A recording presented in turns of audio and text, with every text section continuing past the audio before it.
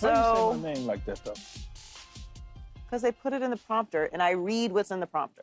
You like Because I you like T-Mac? am Ron Burgundy. You like T-Mac, Key? Steve Smith don't like him. I've watched him enough to like him. I haven't watched enough of him to love him. Okay. So then he definitely doesn't think he resembles Key. You already know what I... Look, you already know, Joy. If he didn't say he doesn't love him, then he does not think he is his comp. No, go ahead.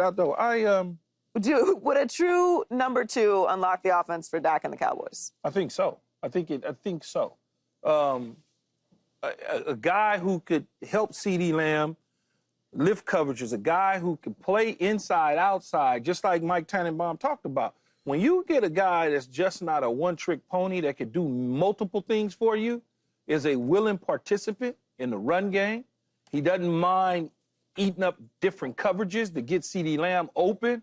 I think that helps a lot. He is a big body. He runs well. He's not a 4-3 guy. Most wide receivers in the National Football League that are the best guys don't run 4-3 anyway. Everybody ain't Tyreek Hill. Okay, I mean, many people think that you got to be a 4-3 dude to kill in the National Football League. That's not the truth at all. You just got to be able to know how to get open, catch the football, something that you paid to do, and get the football into the end zone. But I do look at them and I say, well, if you go back to Amari Cooper, when they acquired him from the, I think it was the Oakland Raiders at the time, they were still in Oakland, when they acquired him, they were not very good on third down. The moment that they got him, Dak Prescott's entire career changed, Joy, at the quarterback position with Amari Cooper, because you can utilize him on third down. You can move him into the slot. Now you can put him on the backside at the X receiver, dictating the coverage to the quarterback, pre-snap read. Oh, okay, I know he's over here. I know it's one guy over there. Now I know I can spit the ball out over there while they're doubling CeeDee Lamb. So they need to do those sort of things, and they haven't had that presence since they traded away Amari Cooper, which was a bad move at that time, TJ. They need somebody they can rely on. When the Cowboys need to play, everybody know they dialing up 88. Mm-hmm. Everybody knows it. And Right. so you're giving it away what you're doing. They don't have anybody outside of CeeDee Lamb. Now, I don't believe T-Mac could be there. I think T-Mac's going to go in the top 10. This is 12, right? Yeah, They're they sitting at picked 12. He ran 4.4 last week. I believe he'll be gone in the top 10. That's what I believe. Now, Matt Golden, I believe he'll be there. He's a Texas kid. He probably love to be drafted to the Cowboys. Sure. Can run routes. He can do everything that the Cowboys would want. But they need somebody that can give them production. When Amari Cooper's last year they're tied for second in yards per game passing. The 3 year, he left in 2021. That was his last year. So 2022, 2023, 2024, they've been 10th. And so that's a good sample size to say, we really need somebody else, because since Amari Cooper has left, we've literally is a big drop-off. But watching a Cowboys game, you know that. If they not throwing the ball to CeeDee Lamb, Right. you hoping it's completed. Yeah. I think all you got to do is look around the league. Look at what Addison does for Justin Jefferson. He's one of the best. Look at what T. Higgins does for Chase. Look at, these are elite offenses last year, right? You got, and is CD considered one of the top 4 or 5 receivers? Absolutely. And he doesn't have a second guy. Just imagine if you get somebody on the other side, like we see every week like we seen what Chase was able to do with Addison. I mean, with T. Higgins. It just it unlocked both Minnesota and the Bengals offense was unlocked. Like, Well, that's if you get somebody for CD, Dallas could be in the playoffs. That's why. I ain't going to take it that far. I mean, it's going to unlock something. That division is just... It's brutal. It's brutal. It's brutal. That's why CeeDee Lamb, Joy, was on that phone with Cooper Kupp. Please, please, please come. Yeah. He's in Dallas. I mean, I don't disagree with you guys that they need more than CeeDee Lamb, because everyone is looking at CeeDee Lamb whenever they're passing the ball. But they need a run game. But they definitely need a run game, and they could grab a running back. They were The run game last really in is rushing touchdowns last year. run game 27th in rushing offense. it's really a product of your offensive line. Then the special running backs, it ain't too many special running backs. Were you excited about that running back room before the season started? No. But if your offensive line is solid, you're going to rush. You're going to have a good rushing season. You're going to have more touchdowns than what they had last year. It ain't too many Saquon Barkleys out there and Derrick Henrys. There's not too many of those. No, those are elite. But Taylors, none of them dudes. there aren't. But I just think that they don't run the ball well. And when you don't run the ball, when you don't have a scary run offense at all, which the run defense is also a problem, but focusing on the offensive side of the ball for what they really need when it comes to offensively, they don't have anything that scares you when it comes to running the ball. But part of running the ball, part of their problem in the past is everything. The linemen were on their heels versus pushing forward. That's when you got a nice run game. When your lineman is attacking at the point of attack and getting up to the second level and taking care of business there, your offensive line. Mike McCarthy don't want to run the ball. Mike McCarthy did not want to run the ball. They need an offensive line then? They got to get a better offensive line for sure. Because they were third in rushing. They got to get a better. They were third in rushing yards when they got Amari. You know, but they had a better. Because you know why? Offensive linemen. You got this receiver over here. You got this receiver over here. No. Oh, that's going to be a too high safety. Got him. Yeah, no, but they had an offensive line. They had Zach Martin and all them dudes on the offensive line, and they had Zeke in a prime. In their prime. So then it sounds like they need an offensive line. I'm just saying, like, the wide receiver, another wide receiver will help. I'm not disagreeing with that. But when we talk about what the Cowboys need, it's not just another wide receiver. No, they need a lot. They need an offensive line. They need a strong run game. Yes. They need to be able to have some kind of rhythm on offense. Absolutely. And to me, a number 2 wide receiver is down the list of the things that they need. If you believe they need a better run game, they're already going to have that because they have a coach that's committed to the run game. They didn't have a coach that was committed to the run game. They have a coach now that's going to commit to they'll be better just off of that because they're going to run the ball more. Guaranteed they'll be better just because they're going to be committed to running the ball where they weren't committed in years past with Mike McCarthy.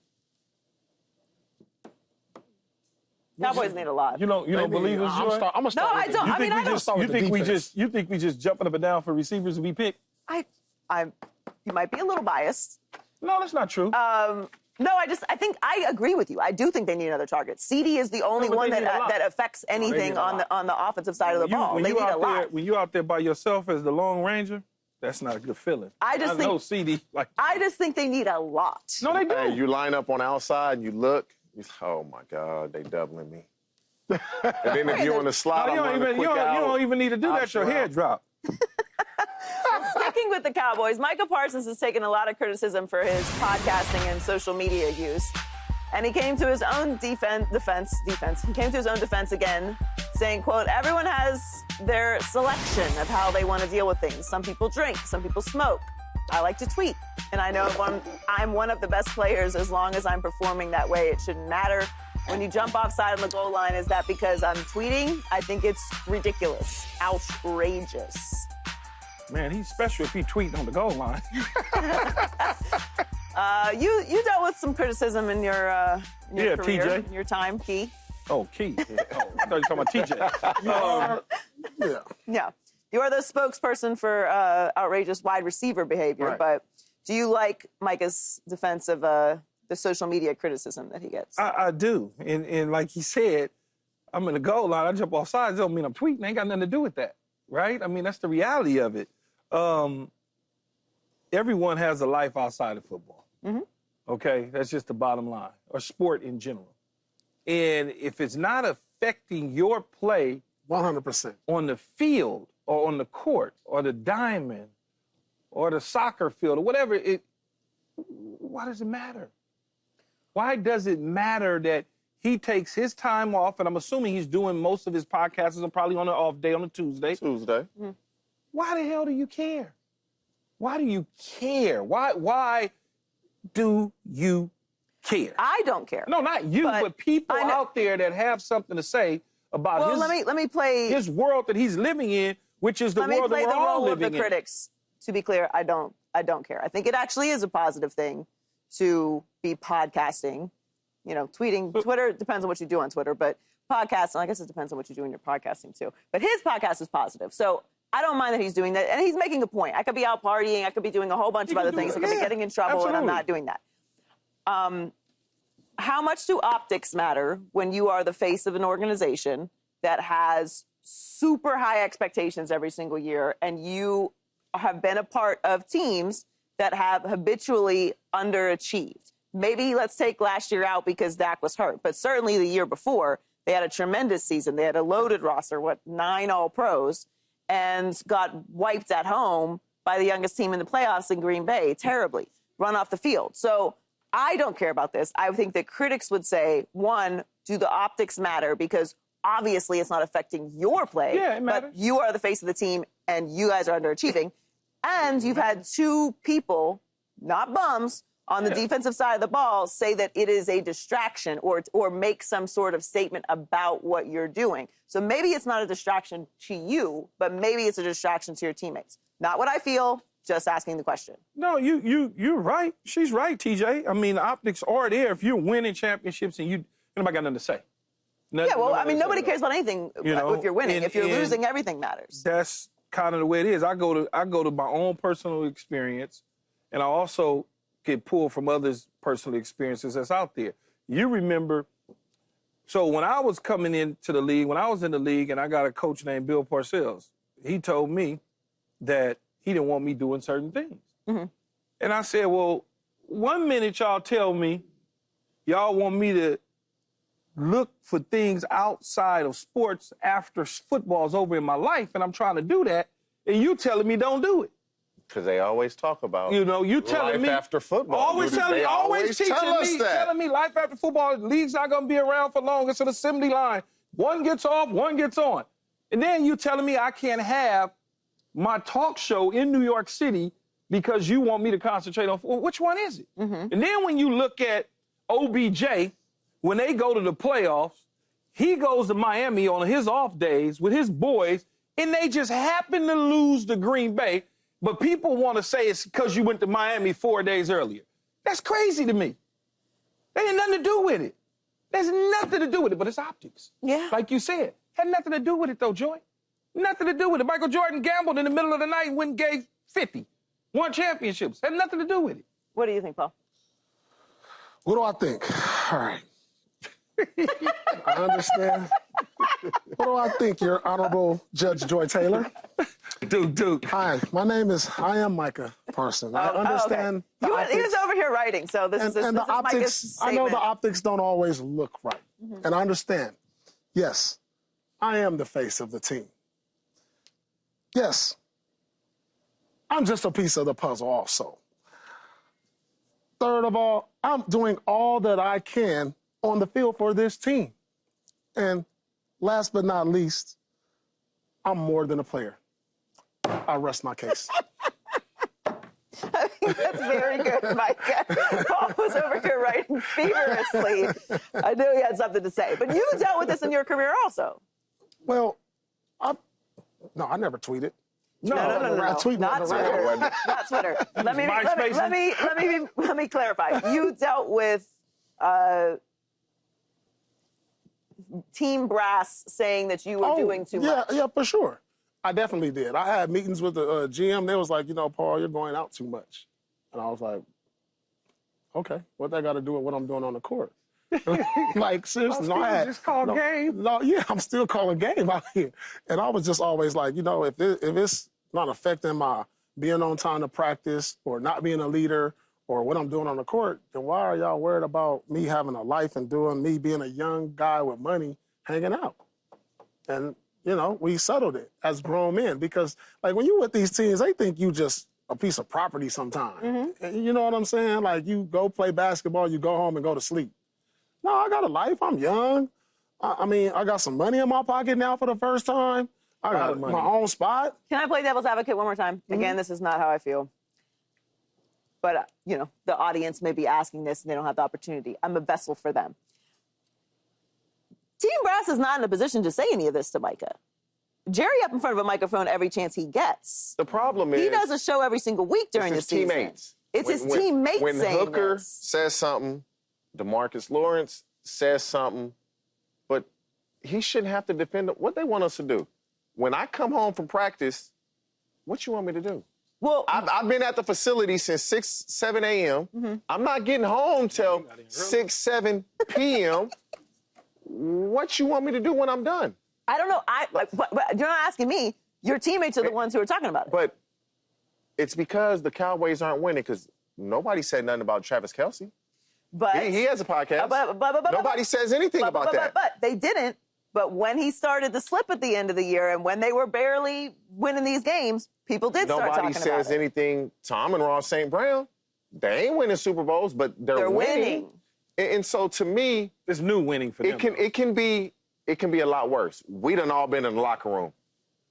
Guys gonna do something with their free time, so they should just be thankful. And they know they in Dallas. They should be thankful he's doing the podcast and not something else. Dallas coaches and Dallas Jerry Jones and Steve Jones, they're not the ones saying this. So that's what I think is interesting about this situation. Right. Again, I think it just comes down to they're not winning the way that they're supposed to be winning. That's all it comes down to. If they were in the NFC Championship game, if they were real Super Bowl contenders and they were winning the division every single year and going deep into the playoffs, this would not even be a conversation. Yeah, it wouldn't be. But also, to TJ's point, and we've talked about this on the show before, when you have teammates start to talk, people start paying attention a little closer, and then everybody wants to chime in and say what they want to say.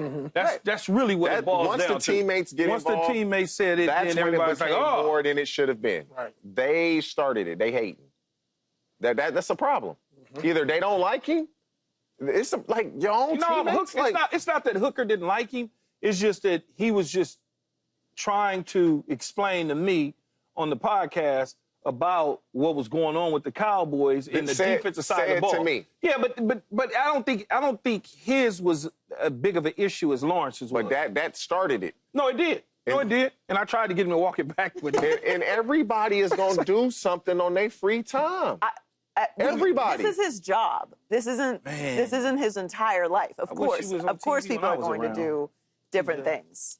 I wish he was on TV defending me when you was around. But the biggest thing you said, though, that's all they preach. We tell guys now, life after Micah football. is going to be a huge television star. And if he wasn't doing this podcast, would he for sure, what would anybody know he could do? Right. I think it's an incredibly positive thing. I think it's great. I think it's very normal. Lots of players have podcasts. Lots of players are doing shows during seasons. I don't think anything of it. I am just asking the questions that people are asking because that's what it is.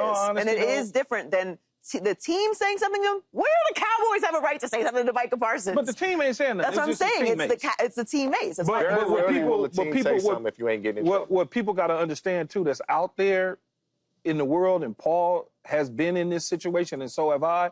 We both won championships. Did nothing slow down for us. I can promise you that. We won big in Tampa, and every chance we got, we was in the 305. Every chance that we got. No, it's real talk. We was in the 305. We get on the plane, boom, we there. See y'all Wednesday morning for practice.